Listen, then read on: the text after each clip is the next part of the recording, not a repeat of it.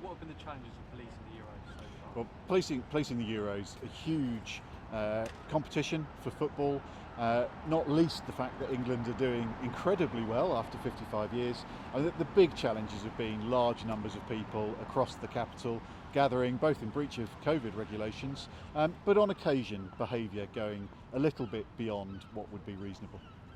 And what was it like on Wednesday to police, and how big do you anticipate the challenge being on Sunday? Well, Wednesday was busy, lots of people around, lots of excitement. We fully anticipate Sunday to be even busier.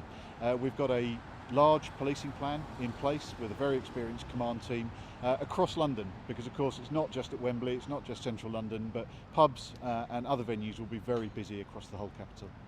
And will anything be done differently on Sunday compared with other matches, and what lessons have been learned? Well, we know that we are going to have large crowds of people. We are engaged with our partners to help us to manage that. We would ask people to behave responsibly, celebrate of course, but do so within the law and respect people around you. And how many police officers will be on duty? A lot more? We've certainly got a considerable number of officers on duty across the capital. We don't talk specifically about numbers, but we have an enhanced policing plan, and I'm confident that it is a robust enough plan to deal with what we may have to deal with. Is the force struggling with numbers at all, with officers having to self-isolate? Is it all okay? No, we are a very resilient force. We've got good plans in place to ensure that our staff are looked after and can come to work. And with an event such as this, we are planning long in advance, and we've got more than sufficient numbers to help us police on Sunday. Are officers prepared for any violent clashes with fans or violent outbursts from fans? Well, clearly we would hope that it will never come to that, and we would hope that England win and we get to celebrate. Clearly, if we do end up with any behaviour that breaches the law, then officers are in a place and trained and equipped to deal with that appropriately. How problematic is the kick-off time?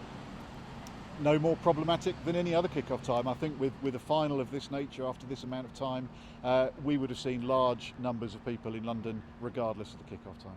And which areas in London have been the most difficult to police?